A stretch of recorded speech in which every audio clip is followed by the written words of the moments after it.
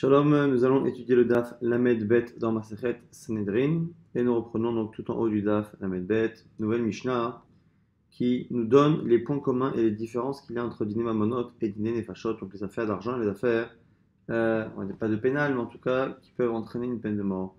Diné Mamonot et Diné Nefashot, que ce soit Mamonot ou Nefashot, normalement, Bedrisha ou Bachakira, il va falloir faire Drisha Bachakira, c'est-à-dire des recherches approfondies pour vérifier la véracité des propos qui sont tenus par les deux témoins. Chez comme c'est marqué, Mishpat Echad et Yelachem. Il y aura un seul type de justice, Yelachem pour vous, c'est-à-dire que tous les procès, toutes les procédures doivent être plus ou moins faites de manière homogène. Et comme c'est marqué au sujet de Diné Nefashot, de tout ce qui est meurtre, peine de mort, c'est marqué Vedarashta Vehakarta. Tu rechercheras et tu approfondiras, ou tu rechercheras et tu enquêteras. À partir du moment où c'est marqué pour Diné Nefashot et qu'on a par ailleurs un verset qui nous demande de juger toujours de la même manière, on applique cette même chose-là à Diné Mamonot. La Gemara expliquera comment c'est compatible avec ce qu'on avait vu il y a quelque temps, que justement on ne faisait pas les mêmes bdikot et les mêmes chakirot dans Dadia, on a vu qu'on ne faisait pas les mêmes bdikot pour Mamonot. Maintenant, quelques différences. Ma ben dini mamonot, les dini nefashot. Quelles sont les différences qu'il y a entre mamonot et nefashot et qui existent malgré ce fameux mishpat echad yelachem? Premièrement, dini mamonot bishlosha, ve dini nefashot, va isrimu shosha. On reprend quelque chose qu'on avait vu au tout début de la masechet, que pour dini mamonot il faut un tribunal de 3, alors que pour dini nefashot il faut un tribunal de 23. Dini mamonot, potrim ben nischut ben nichova. Avec les nefashot, potrim, nisrout, ve'en, potrim, nechova. La Gemara expliquera un peu plus en détail, mais ici on nous dit que pour les mamonotes, pour l'argent, on peut commencer à apporter des arguments et des preuves, que ce soit contre le prévenu ou pour sa défense, alors que pour nefashot, on commence toujours par sa défense. Dine mamonot, matin al pied d'echad, ben nisrout, ben nechova. Dine nefashot, matin al pied d'echad. On reprend également quelque chose qu'on avait vu au tout début de la Masechet, que lorsqu'on doit compter les juges et leurs avis pour savoir comment trancher, dans un Beddin de 3, donc on cherche la majorité de 3, pareil pour un Beddin de 23. Ce qu'on nous dit ici, c'est que quand on a affaire à de l'argent, il suffit qu'il y ait une majorité de 1. C'est logique avec 3, mais c'est pour ça qu'on fait un Beddin de 3 d'ailleurs. C'est parce qu'il suffit qu'à la fois pour l'accusé, le faire payer ou au contraire le rendre zakai, quoi qu'il arrive, il suffit qu'il y ait un juge de plus que la majorité qui dise chayav ou zakai, on écoute. Alors que pour nefashot, on a vu que pour des affaires de meurtre ou de peine de mort, il faut, pour le sauver, qu'il y ait un juge de plus qui dise que la majorité que la personne est zakai. Par contre, pour euh, lui appliquer la peine de mort, il faudra qu'il y ait deux juges en plus de la majorité qui disent qu'il est chayav. Maintenant, dîner mamonot machazirin ben nisrout ben lechova, pour tout ce qui est argent, si finalement on a commencé à pencher vers une idée, srout ou chova, finalement on se rend compte que finalement on peut peut-être changer d'avis, le bedin peut changer complètement, les daïnim ont le droit de changer, et finalement de changer d'avis, on est ici avant même d'avoir tranché, mais ils peuvent changer d'avis. Ça, c'est pour Mamonot. Alors, pour les Fachot, lorsqu'un juge a commencé à donner son avis, avant même qu'encore une fois le Beddin dans sa globalité le donne, qu'il a donné son avis, si il a été strict, il peut revenir et être clément, mais l'inverse, par contre, il ne pourra pas. Donc, le point commun qu'il y a entre tous ces halakhot là, c'est qu'on est beaucoup plus clément dans les Fachot que dans Mamonot. Dîner Mamonot, à kol menavidim zchut vechova. Dans les affaires d'argent, tout le monde peut venir aider le procès en rajoutant des preuves pour ou contre l'accusé, alors que dans les fachot, on accepte les gens qui viennent défendre, on accepte finalement quasiment tout le monde, tous les élèves, alors que pour accuser la personne et rajouter encore à son accusation, on ne prendra que des juges et des gens qui sont connus des juges. Donc là aussi, on sera plus restrictif dans tout ce qui concerne les accusations dans les fachot.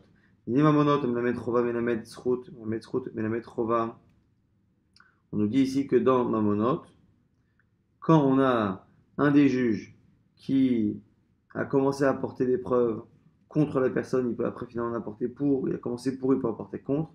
Il y a des fachot, mais la mettre chova, mais la mettre zrut, mais la mettre zrut, en no yachol, l'arzor, mais la mettre chova. Par contre, on est fachot. S'il a commencé par apporter des preuves contre, il pourra finir par apporter des preuves pour, mais l'inverse, il ne pourra pas. Dine mamonot d'animayom vegomrim balayla. Pour un procès de manière générale, il faut toujours commencer le procès le jour. Simplement, on nous dit ici que pour mamonot, on commence le jour, mais on a le droit, on tolère de terminer la nuit. Dine fachot pour une peine de mort. Danin bayom vegomrim bayom. Il faut absolument que tout se fasse en journée, le début et la fin. Et au-delà de ça, on rajoute encore que dine mamonot gomrim bobayom ben isrut ben lechova, que pour de l'argent, si on a la possibilité de terminer le procès le jour même, une fois qu'on a pris la décision, on peut terminer le procès, on le fait, que ce soit pour ou contre la personne. Dîner nefashot, si c'est un problème de nefashot, gomrim bobayom lisrut, ou bayom shelacharav lechova. Alors que pour nefashot, on fait une distinction. Si les juges penchent vers une défense de la personne et un acquittement, à ce moment-là, on peut acquitter le jour même. Si par contre, on voit que on va l'accuser et donc le rendre coupable, à ce moment-là, il faudra attendre le lendemain pour trancher. Là aussi, c'est une manière d'attendre et de laisser la possibilité de la personne, que c'est marqué que normalement on cherche à ce que les juges tentent de sauver le plus possible la personne qui est accusée. Conséquence de cela, on ne peut pas faire dîner les fachot la veille de Shabbat et la veille de Yom Tov, au cas où la personne serait coupable, et il faudrait mettre à mort le lendemain, Shabbat et Yom Tov, ce qu'on évite de faire. Dîner mamonot, atumot, vataharot, matrilim, minagadol, lorsqu'on a affaire à des problèmes d'argent, des problèmes de touma, vetahara, de pureté et d'impureté, matrilim, minagadol. Quand on donne on demande aux juges de donner leur avis, on demande aux plus grands d'entre eux de se prononcer par kavod. Par contre, dîner des fachot, où la conséquence peut être une peine de mort, et qu'on a peur que si le premier qui s'exprime est le plus grand des sages, on a peur que les autres après se rangent derrière son avis, matrelim et minatsan, on commence par le côté, c'est-à-dire par les rabbanim les moins importants. A kol ksherin nadun dîner mamonot, tout le monde est apte à juger des affaires d'argent. Alors que pour juger les affaires de Nefashot, il faut absolument que les gens qui siègent au tribunal soient soit des Kohanim, soit des Lévi'im, soit des gens qui sont ni l'un ni l'autre des Israélites, mais dont les familles ont été vérifiées, dont l'ascendance a été vérifiée et entre guillemets est pure, à tel point qu'on peut les marier à des Kohanim, comme on l'a vu dans Kiddushin, on mode que les Kohanim doivent chercher, quand ils se marient avec des Israélites, à ce que la famille soit justement vérifiée et pure au niveau de l'ascendance. Et donc du coup, on voit ici que même au niveau du Yichus Mishpacha, on a de plus grandes restrictions pour dîner Nefashot que dîner Mamonot. Maintenant la Gemara s'étonne de la première phrase de la Mishnah. Mishnah avait dit Echad dîner Mamonot, Echad dîner Nefashot, Bidrisha V'Hakira. Que ce soit pour l'argent ou Nefashot, il faut Drisha V'Hakira, il faut les mêmes recherches pour essayer de trouver une contradiction dans les témoins. La Gemara s'étonne, dîner Mamonot, Drisha V'Hakira. Depuis quand pour l'argent il faut faire Drisha V'Hakira? Pourtant il y a une braïta qui dit Ominu. Shtar Shezmano Katu Bechad Veinsan Bashemita. On a un document de prêt qui est daté du 1er Nissan de l'année de la Shemitah, donc quelques mois avant que la fin de la Shemitah arrive et donc que tous les prêts s'annulent. Et des témoins viennent et disent à propos des témoins qui ont signé dessus, ils n'ont pas dit à l'oral ça s'est passé, ils ont signé dessus. Et donc en signant sur un document daté du 1er Nissan, c'est comme s'ils avaient dit ça s'est passé le 1er Nissan. Et alors ils disent comment pouvez-vous témoigner que vous avez assisté à ce prêt-là, à cet emprunt, ce jour-là, alors Béyam Ploni, mais ce jour-là, et maintenant il était même à Camploni, vous étiez avec nous ailleurs. Quelle est la conséquence normalement lorsque les deux témoins disent ça? C'est que le premier témoin sont Zomemi, mais qu'on annule ce qu'ils ont dit. Et pourtant, si on dit quoi? Shtar Kacher. Le document est Kacher, et les Haïdav, Ksherim, et les témoins du document restent Ksherim, aptes à juger. La Gemara nous explique pourquoi. Chayshinan Shema, Icharuhu, Ukadvuhu. On craint, on imagine qu'il se peut qu'en fait, en réalité, ça s'est passé avant, mais qu'on a écrit le document plus tard. Donc ici, on n'a pas des témoins qui s'expriment à l'oral sur la date. On a un document qui sort avec des témoins qui signent et la date qui est marquée sur le document, c'est le 1er Nissan. On a, nous, deux témoins qui prouvent que les témoins n'ont pas pu assister au 1er Nissan. Ça, on se dit non, peut-être que la date a été modifiée, qu'en fait, ça s'est passé quelques jours avant et qu'ils ont finalement, quelques jours après, écrit le document et mis la date du jour de l'écriture alors que les faits se sont déroulés quelques temps avant. Et donc, du coup, la Gemara maintenant explique en quoi cela est une couchia par rapport à notre Mishnah. Vis, Kadatar, Beinan, Drisha Bachakira. Et si tu disais que même dans les affaires d'argent, on fait cette mitzvah de Drisha Bachakira, c'est-à-dire de chercher absolument la contradiction qui pourrait remettre en cause le témoignage, qu'est-ce que tu vas avoir de plus que ces contradictions? Comment est-ce possible alors qu'on a un contrat avec une date et deux témoins qui mettent en question la date? Comment est-ce possible que l'on tienne compte encore une fois de ce document? Le problème des Haïdim, c'est encore autre chose, mais surtout par rapport au document, c'est en cela une vraie contradiction.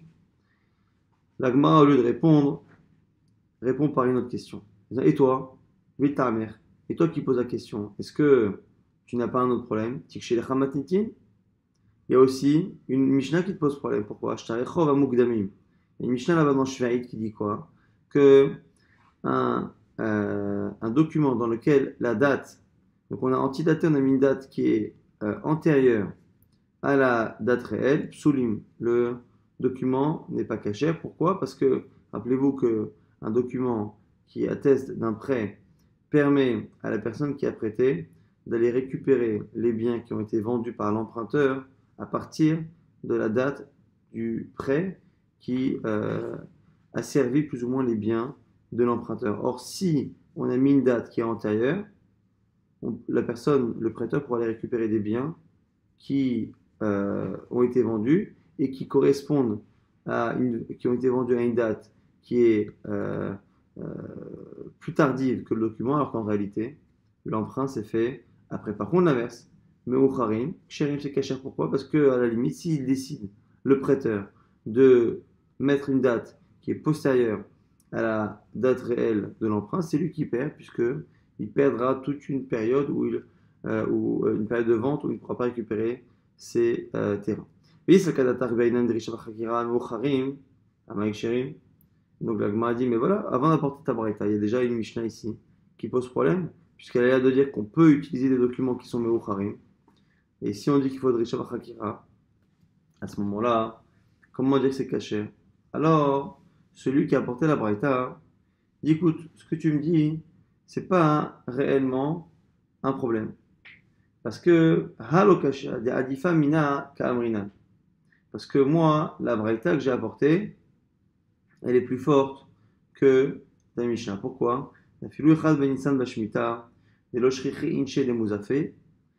moi, je t'ai apporté une braïta dans laquelle on parlait là-bas du premier Nissan de la Shemitah, qui est une période où les gens n'ont pas l'habitude de prêter. Là, tu aurais pu dire, on aurait pu penser là-bas qu'il est improbable qu'il y ait eu réellement un emprunt et qu'on ait changé la date. Des l'homme parce que ça aurait pu être louche aux yeux des gens que quelqu'un fasse un document justement juste avant la Shemitah où il risque de perdre son prêt et ça mettra en cause le document. Au final, on dit que malgré cela, puisque finalement c'est à la fin de l'année que la Shemitah prend effet et annule les prêts, on dit tout de même que c'est cacha. Donc finalement, la Gemara dit effectivement c'est la même kushia. Notre Mishnah qui dit que on fait Drisha Bachakira pour l'argent est une contradiction à la Mishnah de Shivaït qui parle de Shtaré à Meucharim, mais également à celle de la Braïta. Mais ce que la Gemara nous dit, c'est pourquoi celui qui a été matché, qui a apporté cette preuve, a préféré apporter une objection de la Braïta et non pas de la Mishnah. C'est parce que dans la Braïta, on va encore plus loin dans ce raisonnement. C'est-à-dire que ce qu'on a dit là-bas dans la Mishnah de Meucharim Ksherim, on va encore plus loin dans le cas de la Braïta, puisque c'est un cas où ce fameux document que l'on pense être éventuellement écrit de manière postérieure par rapport au vrai emprunt se fait et daté d'une année de Shemitah où normalement on pourrait partir du principe qu'il n'y a jamais eu réellement d'emprunt, qu'un machin qu'il y a eu et qu'on a retardé cette date-là malgré le risque qu'il y avait de retarder la date et la remise en cause qu'il pouvait y avoir du document. Donc en tout cas, quoi qu'il arrive, une fois qu'on a compris pourquoi on a préféré objecter d'une braïta au lieu d'objecter d'une Mishnah Shiraït, quoi qu'il arrive, au final, cette Mishnah et cette braïta sont en contradiction avec notre Mishnah, c'est-à-dire que la braïta et la Mishnah de Shiraït ont l'air de dire que s'il y a une contradiction entre la date du document et ce que des témoins disent, ça ne pose pas de problème. Et chez nous, on dit dans Veda Ashta Vechakarta que tu dois absolument faire de Risha Vechakira et tout chercher pour essayer de contredire les preuves pour remettre en cause les preuves. Et comme Kacher, l'Agma dit bon, allez, et tout de même la question, l'Agmara maintenant va nous rapporter plusieurs réponses.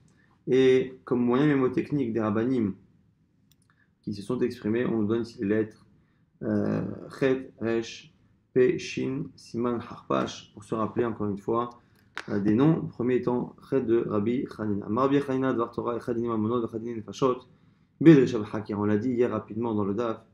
Au niveau de la Torah, normalement, il devrait y avoir Mina Torah, la même chose, c'est-à-dire Dresha B'Hakira, des recherches approfondies, comme c'est marqué Vedarasha B'Hakarta pour les dîners Nefashot, et que chez les Mishpat Echad Yelachem, il faut que la justice soit un système qui fonctionne de la même manière. Et pourquoi finalement les Chachamim ont dit plus tard que pour l'argent on ne cherche pas autant pour ne pas fermer la porte à ceux qui veulent emprunter. Parce que si on essaye autant de casser des preuves pour des mamonotes ou une fachot, personne ou des gens auront du mal à récupérer l'argent qu'ils ont prêté. À partir du moment où chaque témoignage, chaque preuve qu'ils apportent, le juge cherche encore une fois, cette Drisha B'Chakira cherche à tout casser. Du coup, les gens n'accepteront plus de prêter de l'argent parce qu'ils savent qu'ils ont des chances importantes de ne pas récupérer l'argent à cause de cette Drisha B'Chakira. L'Agma a dit bon, maintenant, est-ce que le juge, puisqu'on ne le laisse plus creuser de cette manière, est-ce que si le juge se trompe, est-ce qu'on lui demande de payer? Normalement, on a vu il y a quelque temps qu'un juge, lorsqu'il se trompe, doit payer l'argent qu'il a fait perdre à la personne à cause de son erreur. Maintenant, s'il se trompe, mais qu'il se trompe pourquoi? Parce qu'il n'a pas creusé et il n'a pas autant cherché à remettre en cause les preuves. Mais qui lui a demandé de le faire? C'est les Chachamim. Donc maintenant, la Gemara nous dit Ta'ou, Loïchalemu. Si c'est les sages qui interdisent au juge de trop creuser et de trop casser les preuves dans Mamonot, comment peut-on lui demander de payer? Il ne paiera pas. La Gemara dit oui, mais ça pose un autre problème. Si le juge, lorsqu'il se trompe, ne doit pas rembourser, là également, ça va encore plus décourager les gens de prêter l'argent. Ils vont dire, moi je prête pas, la dernière fois que j'ai vu un type prêter, il a voulu réclamer quelque chose, le juge s'est trompé, et quand le juge s'est trompé, il ne lui a pas remboursé l'argent. La Gemara, maintenant, nous rapporte un deuxième petit rousse. Première réponse, donc du coup, dans la contradiction entre notre Mishnah et la Braïta et la Mishnah de Shahit, c'est que notre Mishnah parle de comment ça fonctionne au niveau de la Torah, et avant que les Chachamim changent, et la Mishnah et la Braïta parle du cas qui est postérieur à la Takanat Chachamim, de ne pas faire de Risha B'Chakira dans Mamonot. Rava Amar Matini Deacha Bedini Knasot, Ve'idach Ve'odaot Ve'alvarot. Rava nous dit non. Notre Mishnah qui dit qu'on cherche c'est pour Knasot. Knasot c'est tout ce qui est amende forfaitaire. La Torah dit dans certains cas qu'on paiera la moitié du dommage, qu'on paiera 4 ou 5 fois la valeur de ce qu'on a volé. Là ici ça ne correspond pas forcément à une logique. Et donc à ce moment-là, et donc ça exclut évidemment tout ce qui est prêt et emprunt. Donc là, on dira qu'il faudrait Risha B'Chakira, parce que c'est un knas, ça reste un din Torah. Par contre, dès qu'on a affaire à des affaires d'argent comme les prêts, à ce moment-là, Odaot, Valvaot, là effectivement, on a besoin que la personne puisse récupérer son argent, et donc du coup, on ne fait pas de Risha B'Chakira. Ça, c'est les deux premières réponses. Rav Papama, il dit Veidi Boda Ve'alva. Lui dit non, notre Mishnah et l'autre Mishnah, celle de Shveit et la Braïta, parlent les deux à chaque fois des emprunts. Kan Bedin Merume, Kan Bedin She'eno Merume. Ici, c'est pour nous dire qu'on fait une distinction entre un cas où on sent que la personne est malhonnête. La Gemara ici va nous dire que lorsque le juge sent que la personne qui est en face apporte de bons arguments à un dossier qui est bien préparé, mais les juges sentent que la personne est en train de ruser, à ce moment-là, on continue d'appliquer Drisha B'Chakira. C'est-à-dire que ce que les Chachamim ont dit de ne plus faire Drisha B'Chakira, c'est lorsque on a l'impression d'avoir deux personnes honnêtes. Lorsqu'on voit clairement que l'un ne l'est pas, on fait Drisha B'Chakira. Kederesh Lakish, comme un Deresh Lakish, Ramektiv et Tzedek, Tishmot Amitecha. Resh Lakish faisait une dracha à partir d'une contradiction. C'est marqué une fois, Tzedek, Tishmot Amitecha. avec équité, tu jugeras ton peuple. Urti, c'est marqué par ailleurs, tzedek, tzedek, tirdof. L'équité, l'équité, tu poursuivras. Donc on voit ici qu'une fois on parle de tishpot, de juger, une fois on parle de tirdof, courir après, rechercher, et une fois c'est marqué tzedek, une seule fois, la seconde fois c'est marqué tzedek deux fois. Haketzal, comment comprendre? Kan bedin merume, kan bedin she'ein merume. C'est pour nous faire une distinction entre la situation, on a quelqu'un en face de nous qui paraît honnête et l'autre qui ne paraît pas l'être. Si la personne n'est pas honnête, à ce moment-là, tzedek, tzedek, tirdof. Tu dois redoubler d'efforts, à la fois dans la redifa, dans la recherche, et à la fois dans le double tzedek, tzedek, c'est-à-dire que tu fais les recherches habituelles et tu rajoutes risha bachakira comme si c'était mamonot. Ravashi Amar, dans l'Agma nous dit au passage comment expliquer ces versets-là autrement. Ravashi Amar matidin kedeshaninan krae echadedin vechade pshara. Nous dit ici Ravashi que tzedek tzedek peut se comprendre comme étant une fois pour appliquer le din, une fois pour appliquer ici pshara. Pshara, c'est le fait de couper la poire en deux et de faire un jugement comme ça un peu intermédiaire. Quel est le comme c'est marqué dans une braïta? Tzedek tzedek tirdof. L'équité, l'équité, tu poursuivras. Echad edin vechad pshara. Un pour nous apprendre qu'on applique la loi et une fois pour dire pshara. Ketzad, exemple. Shte sfinot ovrot banahar. Deux bateaux dans un fleuve. Il faut avoir osé baser et les deux se rencontrent et l'un doit passer avant l'autre. Si les deux passent en même temps, les bateaux se cognent et coulent. Si l'un attend l'autre, tout va bien. Pareil pour deux chameaux, même exemple, qui allaient vers Bethhoron. Il faut avoir osé baser se rencontrent. Là-bas, il y a des escaliers, donc du coup, pour passer, il faut que l'un passe. Si les deux passent, les deux vont tomber sur les côtés. Si l'un attend l'autre, les deux peuvent passer. Haketsad, comment fait-on? Alors d'abord le din, on a s'il y a un bateau qui est chargé par rapport à l'autre, ou un bateau, ou un chameau qui est chargé et l'autre non, on a celui qui n'est pas chargé laissera passer celui qui est chargé. Krova, krova, le bateau ou le chameau qui est bientôt arrivé à sa destination, et l'autre qui est loin de sa destination, encore une fois, celui qui est bientôt arrivé laissera la place à celui qui a encore du chemin. Dans le cas où les deux bateaux, les deux chameaux sont proches de leur arrivée, ou sont loin, ou chargés aussi. Dans ce cas-là, que fait-on? On fait une pshara, c'est-à-dire qu'on va décider que l'un passe en premier et l'autre recevra de la part de celui qui passe en premier l'argent que vaut justement le fait de pouvoir passer en premier, de gagner du temps, ainsi de suite. Donc c'est ce qu'on fait ici, c'est cette sorte de pshara qui est une décision qui est ici obligatoire pour ne pas arriver à une perte des deux côtés. Tanora Banan, toujours une rachat par rapport à Tzedek, Tzedek, Tirdof. Va voir un bon beddin, un beau beddin qui est compétent. C'est ça, de poursuivre l'équité de deux manières. Tzedek, Tzedek, Tirdof. Rabbi Eliezer, les lods exemple comme le beddin de Rabbi Eliezer, lod. Rabbi Yochanan ben Zakkai, livro Chaim, ou Rabbi Yochanan ben Zakkai, avro Chaim. Au passage, comme on a parlé de Vro Chaim, la Gemara nous rapporte ici une braïta dont le sens m'échappe légèrement. Tana, on enseigne Kol Rechaim Bevorne Shvua Ben. Lorsque tu entends la voix, enfin, le son des pressoirs et des meules qui travaillent dans la ville là-bas de Borny, c'est comme s'ils appelaient et qu'ils annonçaient qu'il y avait des Brit Milot. Shvua Ben, c'est la semaine de l'enfant, c'est la fête qu'on fait au bout d'une semaine, c'est la Brit Milot.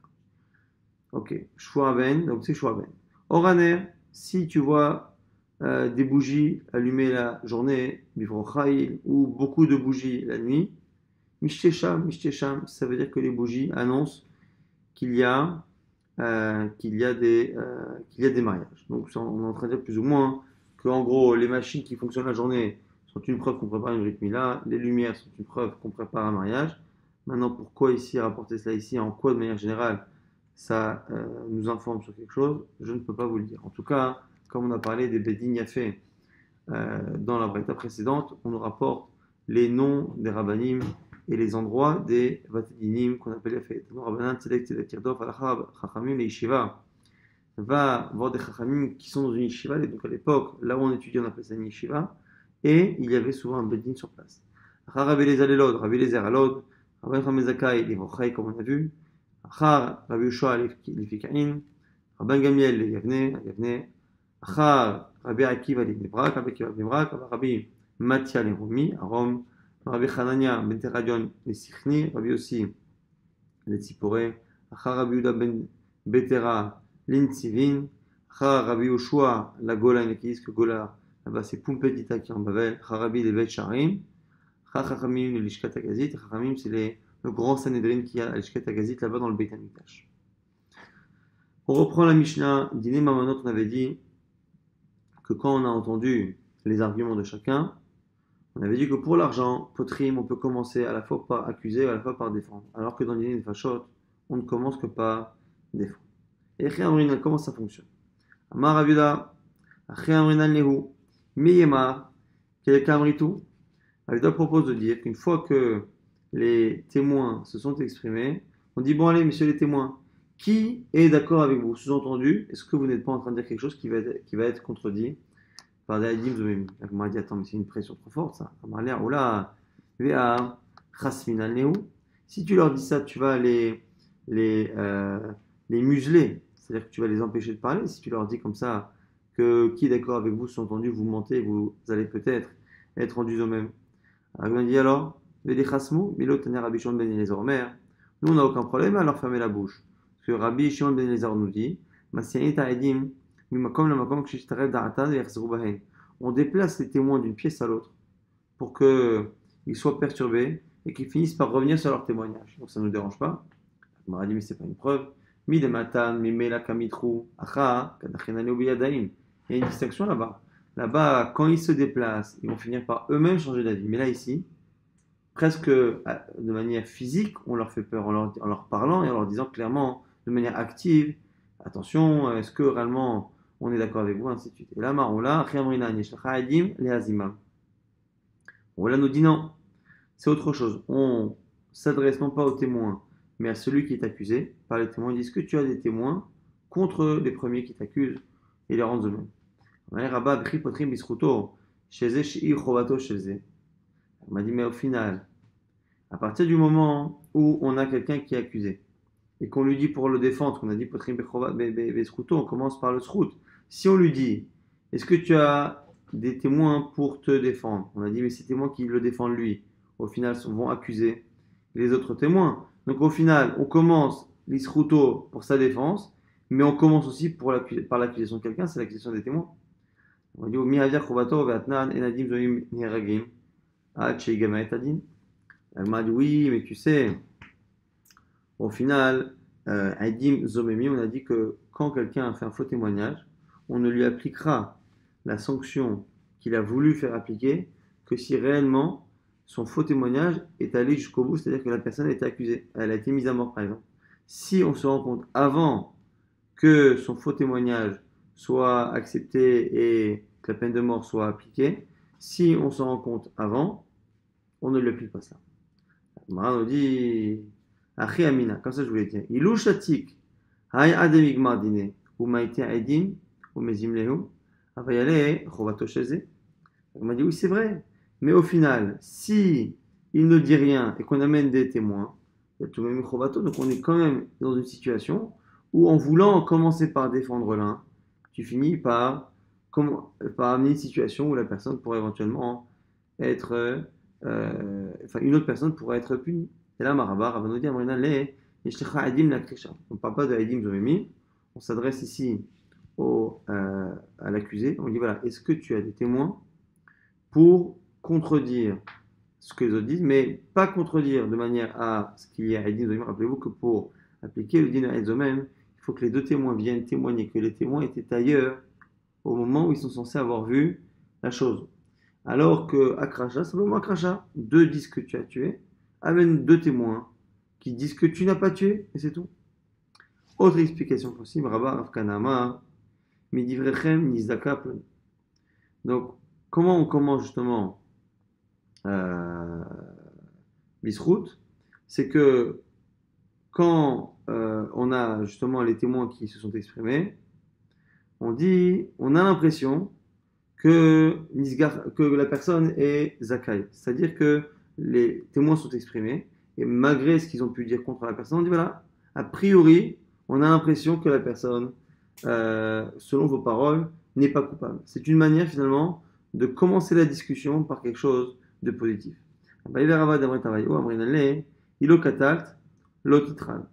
Alors, Rava propose autre chose.